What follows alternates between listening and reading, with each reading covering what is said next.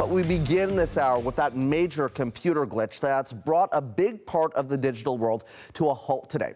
It's affected everything from hospitals and airlines to trading and banking, all because of a botched software update sent to computers around the world by a popular cybersecurity provider. The system was sent an update, and that update had a software bug in it and caused an issue with the Microsoft operating system. Many computers got stuck on what's known as this blue screen of death. The cybersecurity firm responsible for the bug has apologized to customers and issued a fix to the mistake. Meanwhile, companies and customers were left scrambling with missed appointments, orders, and disrupted travel plans. I can't exactly reschedule because it's not technically canceled yet. So I'm not sure if I'll get reimbursed, but if I do get reimbursed, I'll take months to do that. Not happy. I haven't been on a flight in 20 years, nervous flyer to start off with. Bringing my son out to see some family members out down east for a convocation present, and here we are, vacationing at the airport. It's great. I don't know how great that is. Well, Sarah Galashan is at our breaking news desk with more on this story. So she had a great attitude, Sarah, but I know this has caused a lot of disruption. Even computer systems that are now restored, well, these ripple effects, they're still being felt. What is the latest on the situation? Travis, if you worked in IT, well, this is not a day that you wanted to work in IT. Let me put it that way. Because in many cases, in many businesses around the world, certainly across Canada, IT workers had to go really computer to computer to make this fix. And that's why the outage did last as long as it did. And we saw, as you say, the ripple effects of it really throughout the day. A big one in Canada was Porter Airlines. It was really the only Canadian air carrier that was detrimentally affected here, but it was affected for a good portion of the day, canceling flights up to 3 p.m. But they have started to resume. The website is back online. They are promising refunds to those who won't be able to rebook because their travel plans had to be canceled because of this disruption. Porter passengers, by far not the only travelers who were affected. Certainly in the United States, we saw huge effect as major carriers, American, United, and Delta, had to ground stop all flights for a period of time. There was, in addition to that, the computer problems experienced in many airports led to less than a quarter of U.S. domestic flights departing on time today before 4 p.m. Eastern. That is a huge disruption. And then over in London, Gatwick Airport, notable disruptions there. 90% of flights had to either at one point be canceled or delayed. So this was, as I say, a big problem for air travelers. It was huge as well for those trying to cross the border from Mexico into the United States, from the United States into Canada. We saw long lineups, and in the case of Canada, what we understood from our officials is that they were using workarounds, just using paper, going off the computers in order to keep the traffic flowing. And we saw similar workarounds happening in healthcare across the country. From hospitals and healthcare service providers, there were warnings of delays, possible rescheduling, trying to avoid any cancellations wherever they could. On the finance front, certainly in effect there too. TD Bank talking about service delays to their customers. The Canadian Bankers Association trying to offer assurances that any delays would be temporary. And then from the federal government, we heard that the Canada Child benefit payments that people were to be receiving today, expect that those were going to come a little later, probably. Absolutely incredible, the impact that this has had, Sarah. So Yeah. what kinds of concerns are being raised in the aftermath of all of this? I mean, by businesses big and small, they were, and particularly big, were plagued by that so-called screen of blue, or that blue screen of death, pardon me, with the big frowny face. That's what they were seeing as they tried to get things going. We saw Disney resorts, international Disney resorts, unable to sell tickets and admit tourists to them. Tesla having to halt some production lines. FedEx experiencing substantial delays. But more serious, we had 911 service disruptions in Edmonton for a time overnight.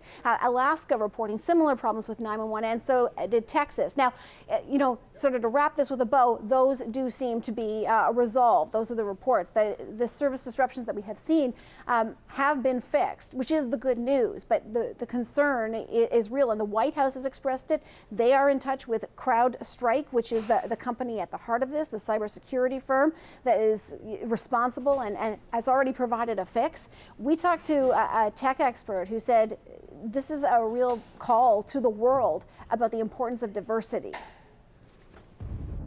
70% of the world's computers run Microsoft Windows. That is a dangerous amount in one bucket. This particular outage did not affect Apple's Mac OS or Linux or other systems. So maybe we need to have a deep conversation about where government's role is in regulating tech companies to make sure all of our eggs in every single critical industry are not concentrated in so few companies. Now, from the tech company that we're talking about here, CrowdStrike, they have been online trying to issue apologies and warnings and make it clear to their customers that there is a fix and that they are there to help. And Travis, they are warning that this kind of an event globally, that they are concerned about bad actors and imposters who might step in. You might hear from them thinking that if you click on this link, that's going to provide a fix. And they're trying to make sure that people are vigilant, that they make sure that they're talking with a CrowdStrike official, someone who's with the company, and that they have upped their resources into the weekend to make sure that everyone gets the fix they need. Okay. All right. So it might take some time before all of this is all sorted out. Sarah, appreciate the update. That is the CBC Sarah Galashan at our breaking news desk. Well, our next guest has been deeply affected by this global IT outage. Mark Rutherford joins us today from Middleton, Nova Scotia. His flight to Montreal was canceled this morning, causing him to miss his uncle and aunt's funeral taking place tomorrow. Mark, we appreciate you being here, and first off, our condolences for your loss. Thank you. What's going through your mind right now? What emotions are you going through as you're now unable to attend this funeral due to this outage completely out of your control? Well, when I got to Porter, when I got there, that's when I finally was notified that the flights were canceled. There was no advance email, nothing. So there was no communications, and they blamed it all on Microsoft. So it was like the minute they said it was Microsoft's fault, Porter had no responsibilities at all. Well, I think they still should have contacted me first off. So, yes, it turned out my uncle was sick, and then my aunt died a week before he did, and out of the blue. So it was a complete shock and surprise. And I was actually supposed to do the committal into the graves tomorrow. I had a 2-page write-up done. I'm sort of the only one in the family that goes to church, and I'm a lay minister at the church in Bridgetown, and so I had the committal all written up, and then I found out that I wasn't needed. So the flight, I was disappointed at first, but now that there's people talking, well, who's going to do this and who's going to do that, it's turning more from disappointment to a little bit of anger, because what turned it into anger is I got an email from Porter finally at 7:02 tonight saying that my flight is canceled. So my 9:15 flight from today, flight, from earlier today, you just got that email. I just got that email at 7:02 p.m. So my flight was at 9:15 a.m. and They sent out the notice of cancellation at 7:02 p.m. So that's what got me switched over from disappointed to irritated. You know, a 13-hour late notice would have did absolutely nothing. A notice an hour before, because I also had a 2-hour drive to get to the airport. I'm about 183 kilometers from the airport, so I had to be there for 7, so I was on the road by 5 o'clock this morning. Yeah, I guess, you were expecting some kind of communication, so you didn't find this out at the airport. I understand that this has also affected you financially. Can you get into that with us, if you're comfortable? Yes, well, you're talking to flights. I had a car rental, which they're not going to return the funds for, from Enterprise Car Rental. They're not returning the funds for. I had a hotel booked in St. Eustache, my hometown, which is only a 40-minute drive to where the funerals are, and they're going to charge me for tonight, but not tomorrow night. So that's a little bit good, but it's all just a ball of a mess, which could have been eliminated if Porter would have sent an advance notice of failure. So now they says it can't because Microsoft was down, so I don't know who's blaming. Well, and that's what I was going to ask you, right? Because I mean, there's finger pointing now, and this it was all sparked by an update that was issued by a cybersecurity firm, CrowdStrike. I understand that you're having issues with the airline as well, but who do you hold responsible in this, or do you hold all of them responsible? For all of it, I hold Porter responsible. I'm a customer, I paid for my tickets, and when they couldn't get the flight going, they should have called or sent an email. I mean, why do they bother gathering all this information if they're not going to utilize it? You know, they want everything but your left arm when you're making a reservation, and they take your credit cards and all of that stuff, but they don't use any of it to communicate that, oh, sorry, our flights are down. And it's fine to say that their flights are down in Halifax, but I mean, they could have called Toronto headquarters and say, listen, send out a group email to the list we have here and let them know that the flights are canceled. Because nowadays, I mean, one set of computers being down, there's always somewhere that has a computer that's working. And a big company like Porter, who flies across Canada, I mean, unless they were out right across Canada, I mean, then, okay, it's Microsoft's problem. But I doubt they were out right across Canada because I didn't see that much online.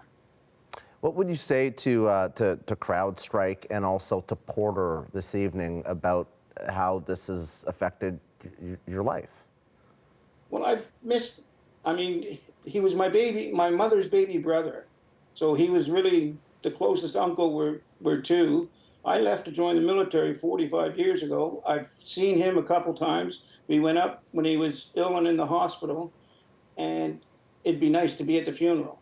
I was supposed to do the committal to the graveyard, so it would have been nice to be there, and it's not happening now because Porter canceled the flight.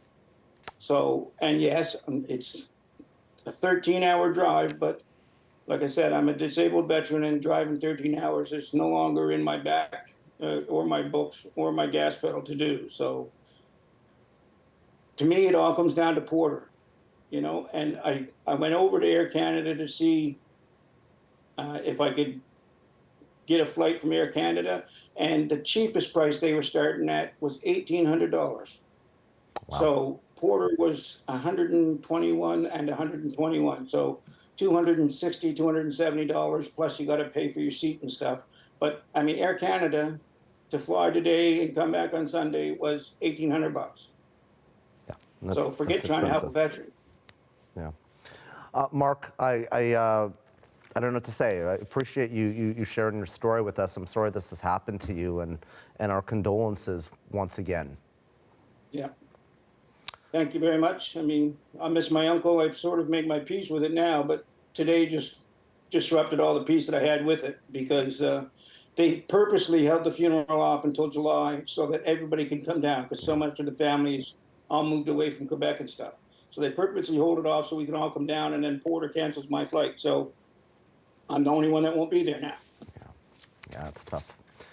Mark, Yeah. Thanks for being on the show tonight. I hope you, if there's an update, please do let us know, and we'll let the audience know as well. Yep, that is I will. Mark Rutherford, whose flight was canceled due to the global IT outage. He joined us tonight from Middleton, Nova Scotia.